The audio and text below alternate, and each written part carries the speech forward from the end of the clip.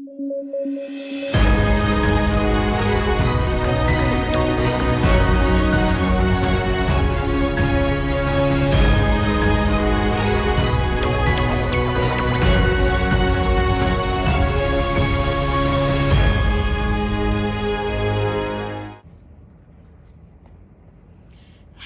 you are watching the latest edition of DBE TV News. We come to you every Friday on the DBE TV channel 122 on Open View at 12 p.m.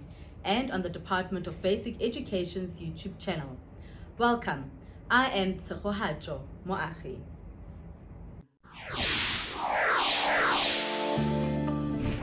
In our top stories this week, Deputy Minister Dr. Rejana Mhaule monitors the NSC exams in Mpumalanga.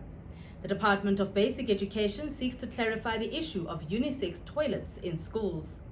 Men who work at the department in Pretoria attended a men's conference. The Limpopo Education Department prioritizes infrastructure of special schools.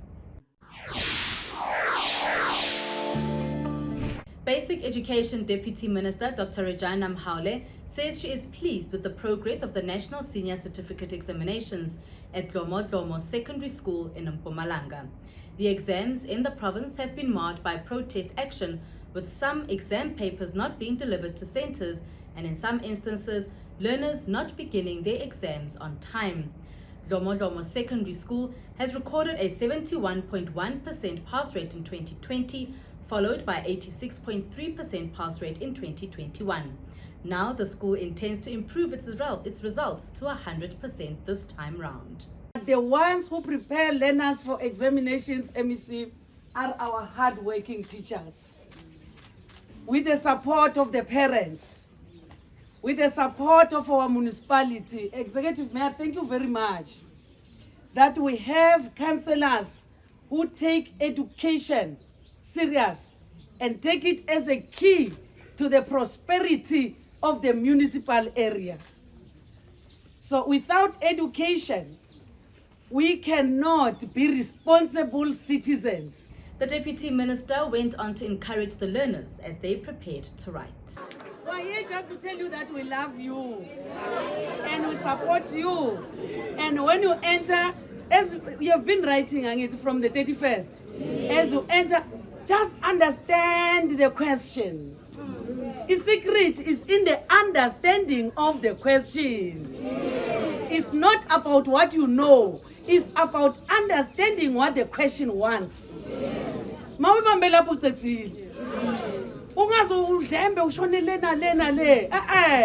Understand the question usifunana. Ungajampi futhi ukuphendula. Ungathuswa ngilolo suku maqala.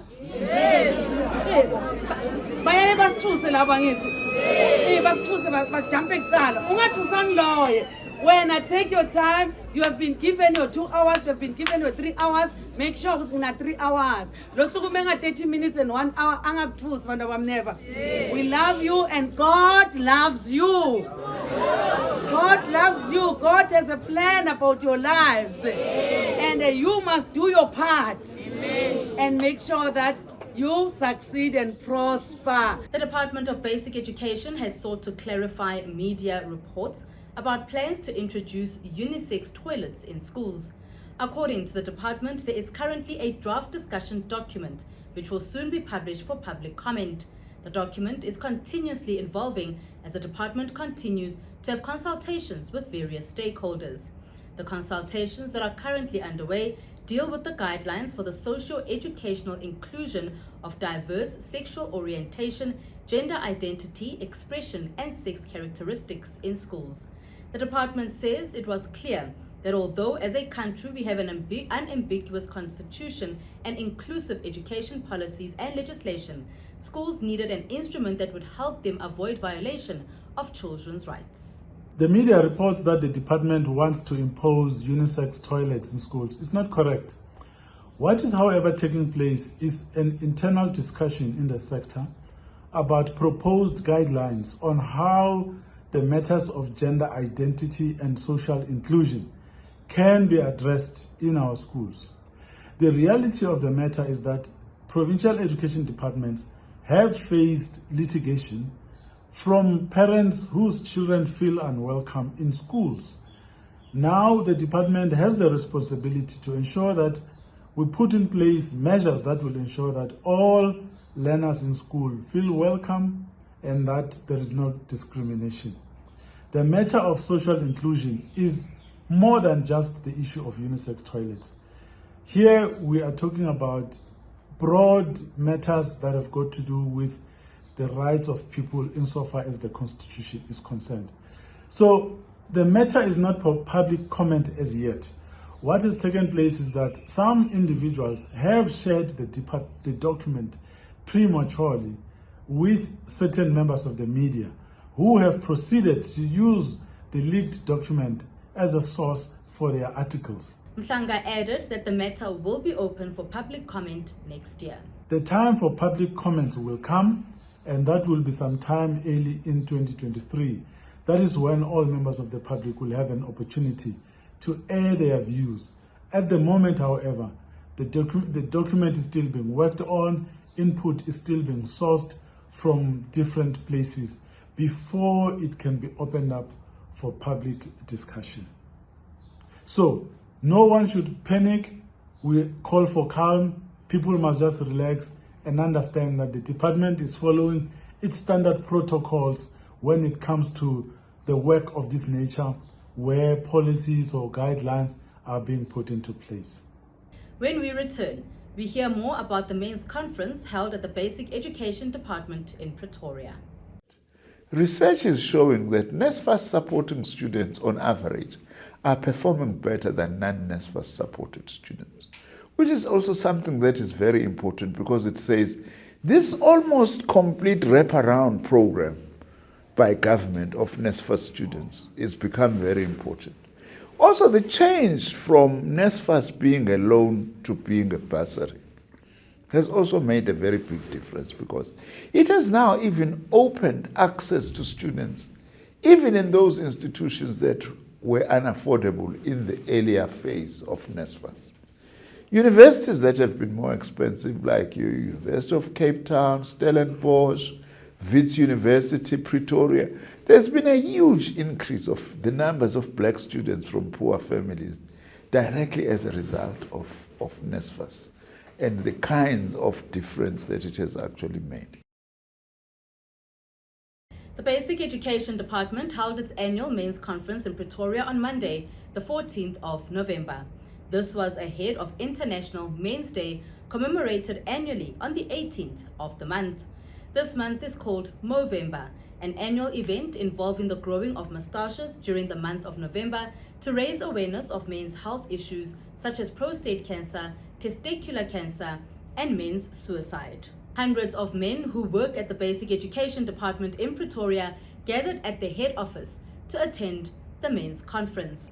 Men were encouraged to look after themselves and not be afraid to speak about how and what they are feeling. I just picked up something but how can a man improve his mental health? There are just 6 issues. I don't want to read a lot, but just 6. But there are practical things you can do to help support your mental health. 1, eat well. Get plenty of sleep and exercise regularly. Number 1. Eat well, get plenty of sleep and exercise regularly. Number 2, spend time with your friends and family. Number 2, spend time with your friends and family. Number 3, talk about how you feel with people you trust. Talk about how you feel with people you trust. Number 4, do activities you enjoy. If you enjoy swimming, go swimming. If you enjoy taking a walk, take a walk. If you want to ride a bicycle, no cycle, do that. I always love to, there's 2 guys, I always tease them. But the bike, so give me a cry. Sometimes he'll come with a broken leg, but So be it. Then no more his Sfiso the other day I phoned him early weekend. The Sfiso, hi Mr. Kuno. Yeah, you know I've got flu, man. I'm entering Devon. It was raining. This guy is riding his bike to Devon in the rain. So do activities you enjoy. You what's your activity you enjoy? Women, when they want to go and do a massage, they do that. They go and do a manicure and pedicure and all that. Number 5, take time to relax. But listen to what follows. But take time to relax. But don't use alcohol to relax. How's that? But take time to relax, but don't use alcohol to relax. The last one, but talk to your doctor. Conversations were also had about men supporting each other and finding people to be able to speak to. This space is, for me, it's very important and it's actually instructive. It's not that we don't create the spaces to engage. It's what we talk about. We can talk about the Carling Cup, not the whole time, about the game and the coach and the tactics. That's fine. Or talk about whatever, the inquiry on Pala Pala and all of that. But they should be the core things that we're talking about. We can't just sit and hang out for 2, 3, 4 hours. All we've talked about was the game on Saturday. No, it can't be. So it means we don't have but the game just played for 90 minutes. And we sit for 4 hours, we talk about, no, Maramfano, what is someone? And it's the whole game, it's the whole talk. No, what is Samfano? No, it's to change a coach. So I think it's that, the spaces which we create. And I don't mean to draw a particular racial line necessarily, but as I was coming here, I buy coffee at this coffee shop, Motherland. Outside here, there's always this, I've counted to, I think it's about 10 white males. It's every morning, they are there. When you go there, it's around 7. But you can see it's some club. And I've often seen others, there'll be 5 or 6 of them. Every morning, they call it the breakfast club or whatever. Whether you can say they are planning to take back the country or whatever, but there's something. They're onto something. And I can tell you, they're not only discussing Springboks. The Springboks was some small talk that came, and the Proteas, that they are useless as usual, they lost to Netherlands. It was some small part. But the rest of the part you can see, it's business, it's life, it's all of that. That's why you look forward to it, because whatever that was there. So I'm not saying that we are not doing it. It's perhaps is to see what is the type of content that which we discuss.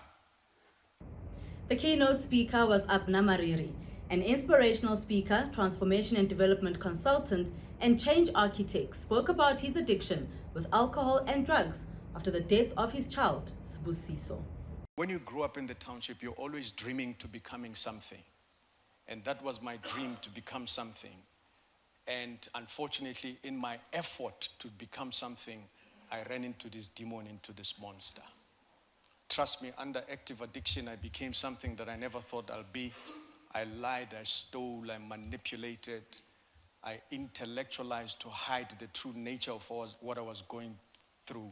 I was full of grandiosity and pride. I was arrogant, I was self-centered, I was egotistic. It was all about me. I didn't even realize that I had the strength to take a microwave and put it on my shoulder and carry it for 2 kilometers to go and cash it for drugs. I lost weight. I became emaciated. I became a talk of the town. There was a friend of mine who actually operated a mortuary, and he used to tell his colleagues and say, I think a fridge in mele like I. Fridge. So it became treacherous. So that was the second thing that happened to me. The third thing, and I couldn't talk. I couldn't voice it. I couldn't open up, because as a man, growing up as a little boy who had a role model as a father, my father told men don't cry. And because men don't cry, we have to bottle it up. And bottling up anything has devastating consequences, Majida. Look at your neighbor, say, Kuluma ndoda, Kuluma ndoda, Kuluma ndoda, Kuluma ndoda, Kuluma ndoda. Mariri also spoke about how he was assisted by two friends, brothers, he called them, to deal with his addictions. We have a camaraderie, or what I believe to be camaraderie, broederskap, with a few guys. And one day we're chilling at a news cafe, and this friend of mine says, hey man, I haven't seen you in a long time. Qualified, MBA, qualified. Said, I hadn't seen you in a long time. His family knows my family. I know him. Our kids go to the same school. And this brother of mine, I didn't know that he was struggling from a mental issue. And we agreed to meet on a Monday. And true to form, on Monday he called me and said, no, let's meet on a Wednesday. Because I just wanted to catch up as a brother. Because Owens, business, we sharpen one another, we engage about deals, about what we need to achieve, how we need to achieve it. And there we are together. And unfortunately, this brother on Wednesday morning drove his Toyota Tez. In fact, he had moved from a big German car and downgraded, and he was moving from a mansion, downgrading to a 2-bedroom apartment. And this brother took his Toyota Tez that was rented, found a little spot somewhere, and took a gun and blew his brains. I was devastated because he was a friend. And what could have been so tough that I did not see it as a friend, as a brother. And the us brothers who remained said, this got to stop. This has to stop. Struggling in my own addiction, and it was two brothers who walked in. The first brother was, I have tremendous respect for him, was a brother named Huma Sikela. And he walked in with a friend of mine, Lebo M. And they walked in my house because Hugh had heard that I had a problem with addiction and I was struggling with drugs. 4:30 in the morning. Walked in, pushed the door. I heard voices. My clothes were hanging. I wasn't sleeping. I had paranoia, all kinds of paranoia, because I knew I had guests now, unexpected guests. Ngatati stepped up to try and mask what I was going through. Hopefully they can see that I was better. But Ubra Hugh, when he walked in, God rest his soul, says, man, you look like a UFO. Because I've got a big head. Yeah, don't laugh at it, because I can file more than you can. And Bra Hugh came and said to me, look, Abner, you need to sort yourself out. But it was those two brothers who didn't care about anything but cared about my wellness. He went on to speak about some of the pressures men face on a daily basis. We are not only under pressure to perform,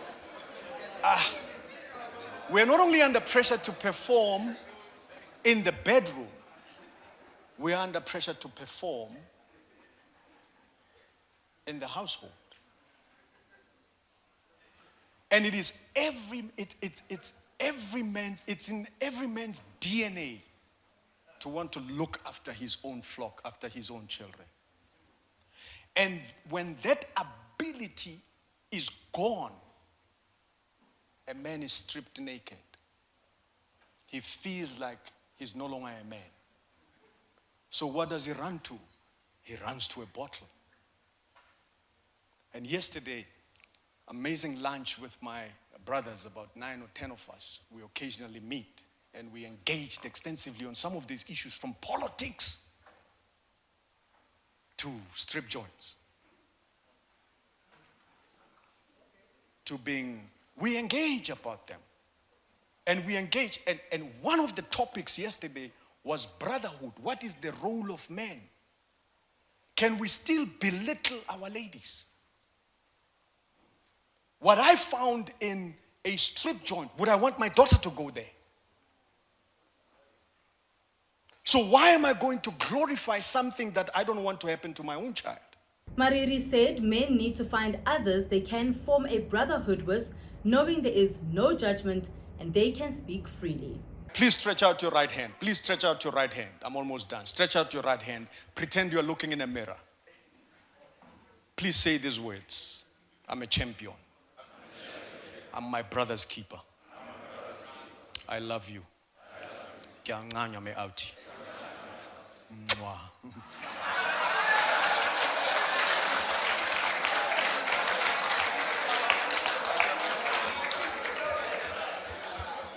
I don't have time. I wish we can unpack it.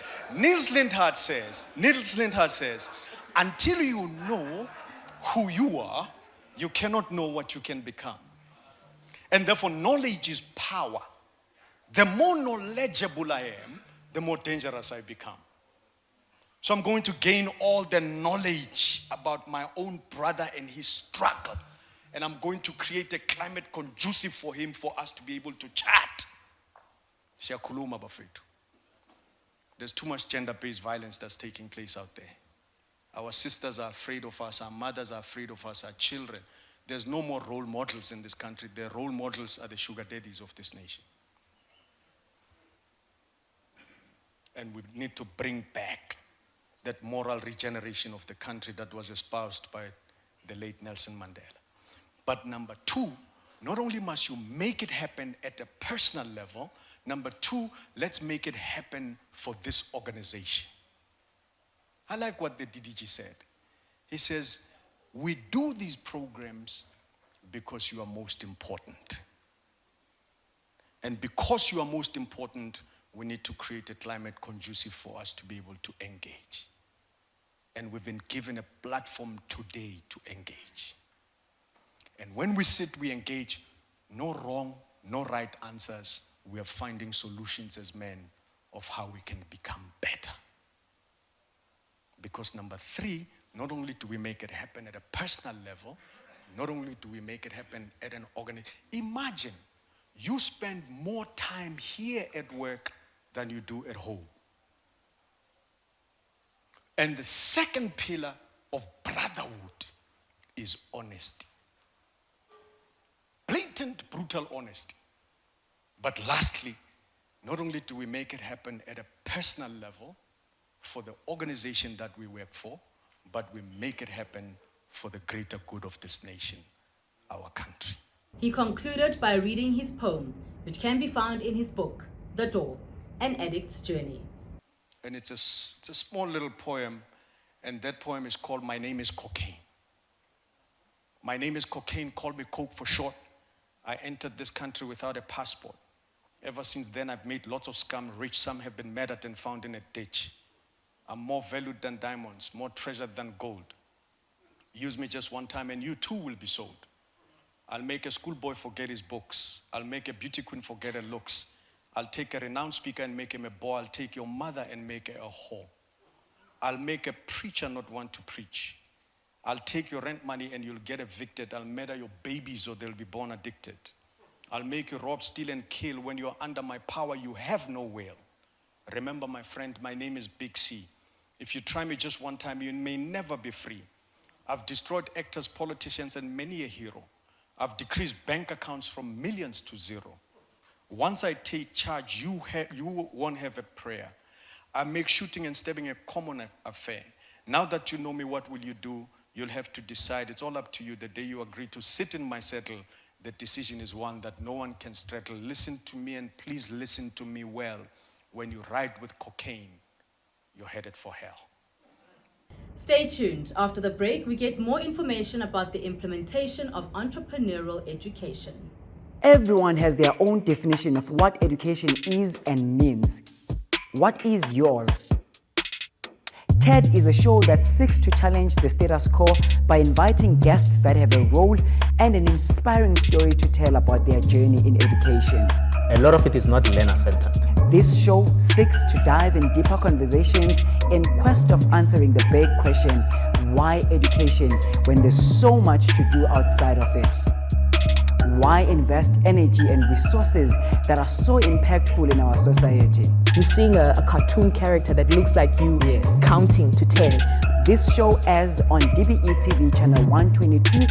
In case you miss it, binge watch it on YouTube, DBE TV. And also don't forget to follow us on all our social media platforms, simply DBE TV.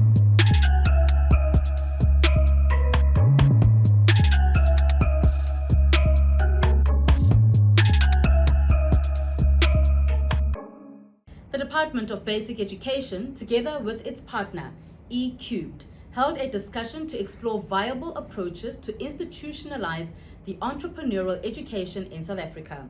Director General Matanzima Mweli was joined by senior managers, professional bodies, and members of school governing bodies. The engagement was also meant to establish a common understanding of entrepreneurship in schools, to contextualize entrepreneurship within the broader framework of the curriculum roadmap, and to track the history and development of entrepreneurship in South African schools from 2013 to 2022. The consultative process on piloting of the entrepreneurial education in schools is currently at an advanced stage. A principal spoke about the importance of instilling entrepreneurial skills in children from a young age to ensure they are self-sufficient when they are older. So if you're looking at entrepreneurship and rolling out the whole thinking around that from grade 1 right up into grade 12, you are changing the narrative where children are seeing themselves as not being working for someone, but being seeing themselves in any way. You know, you have kids wanting to sell things at school, want to create opportunities, want to sell their produce, and so I think it's a mindset around that. So if you start kids at a young age and exposing them to those kind of skills and values and all of that, then obviously we have a country that's going to have a different thought around working, about producing, about ensuring that they can take responsibility for their own livelihoods and their own families and the communities. So I think that is what we're looking at, changing kids, and they're going back to the community and making money and ensuring that they're okay, because we are all secured financially, and then obviously it will impact the communities and make our communities better, and kids will be able to do things for themselves and make them employable also, and to employ other people. I think ultimately we want that for our country. She added how the South African Principals Association can assist with this program. So SAPA is a principals organizations association where we are have access to schools, principals. So it's about advocacy.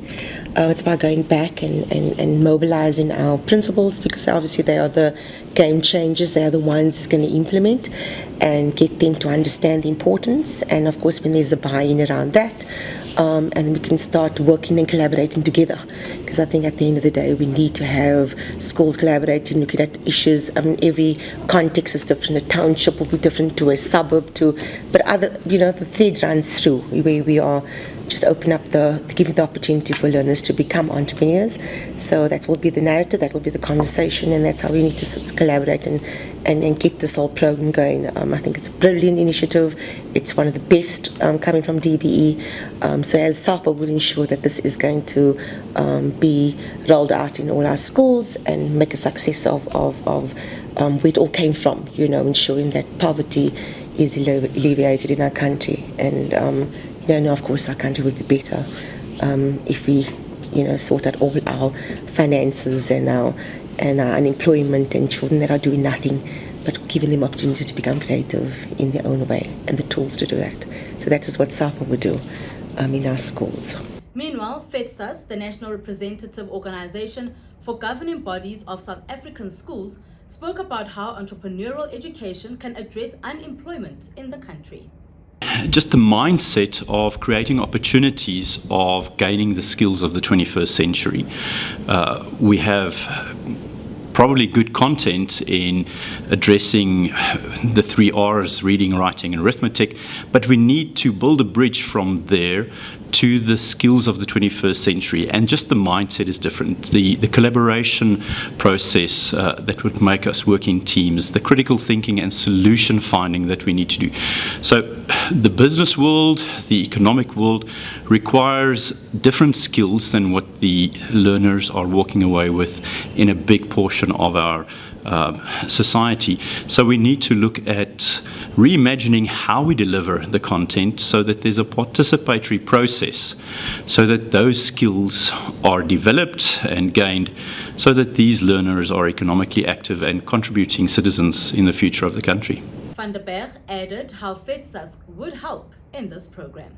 We participated in this two-day workshop on getting the information and find it very interesting. I think we've got various challenges in the process. I think the number one challenge is how to roll it out in the classroom, and there the teachers are going to be very important, and we need to look at programs to train and support them. From a governance side, obviously the governing body and the school management team needs to work together so that we can roll out this program. Anything in the school that costs money comes from the governing body side to fund and support this program. So we believe we can communicate to our members, we can think long and hard and consult on these issues so that we can give a meaningful contribution as to the successful rollout. Usually the plans are very good and we want to support in the successful implementation as well.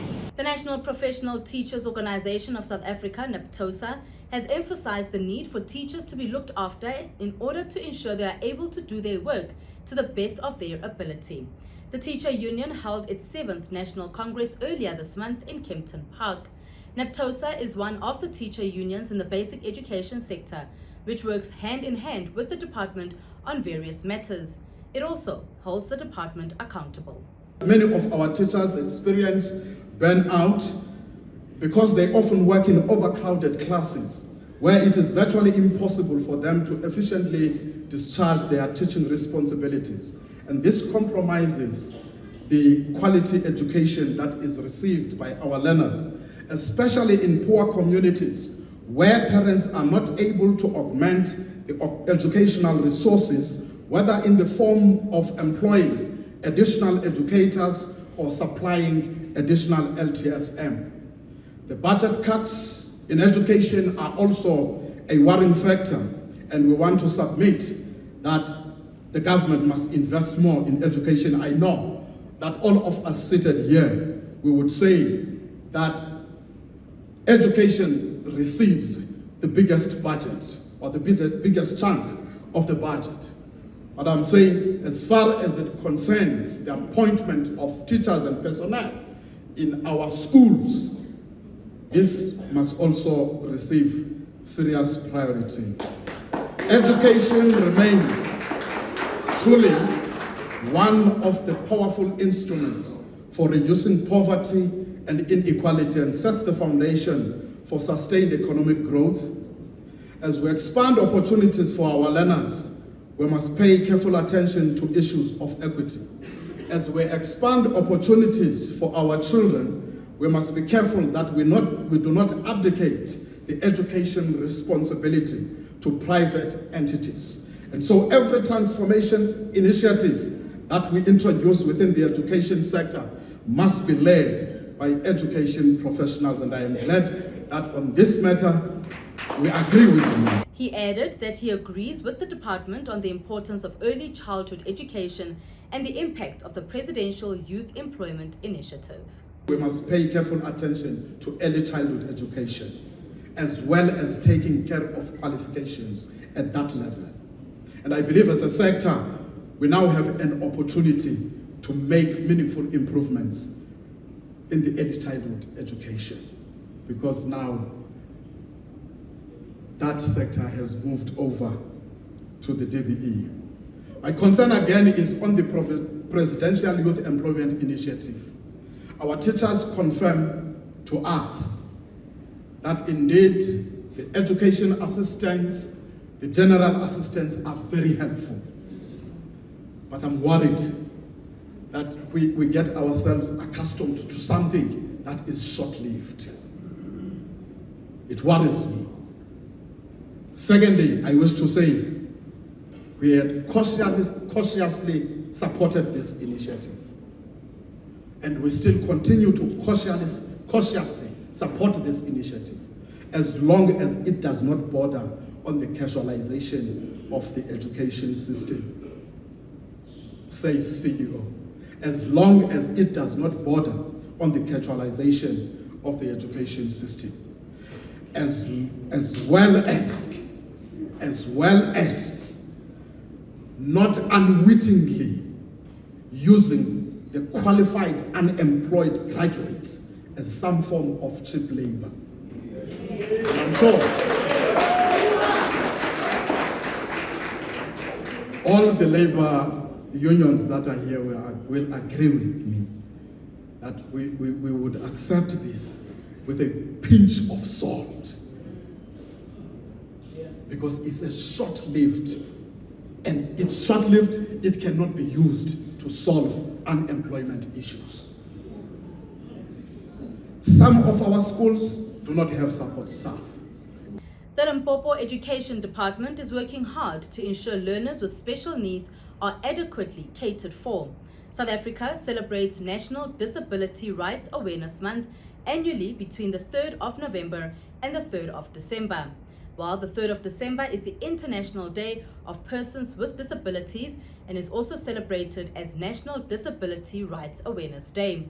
Disability Awareness Month offers an opportunity for government to remove the barriers and to improve the quality of life of people with disabilities through concrete action. The theme for this year is empowering persons with disabilities through resourceful, sustainable, and safe environments.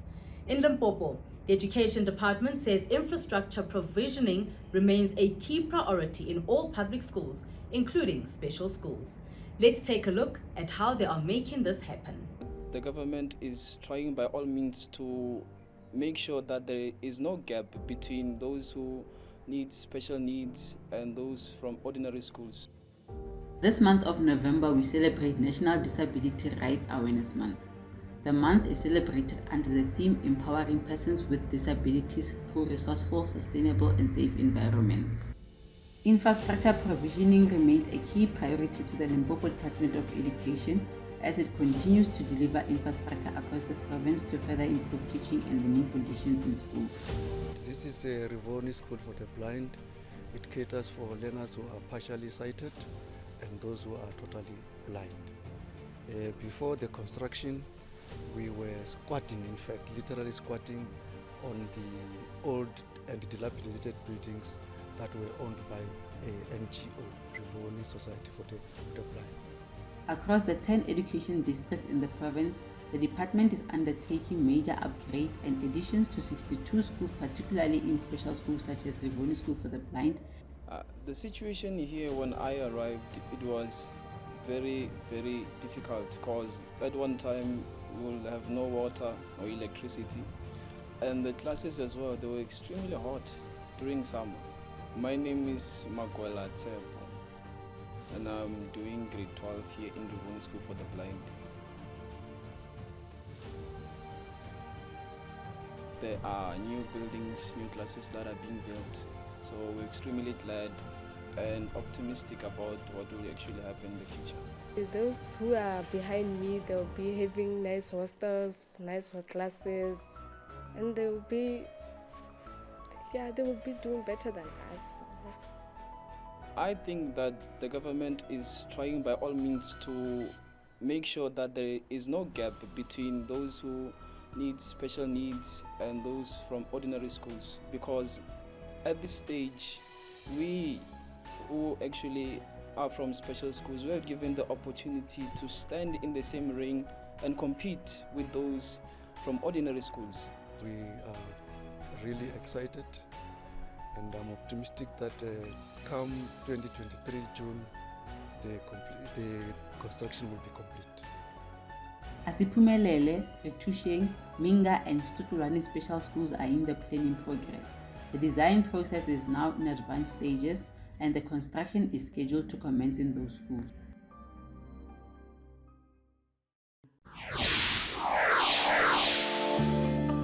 That's how we end this bulletin this week on Channel 122 on OpenView and on YouTube. Thank you for watching.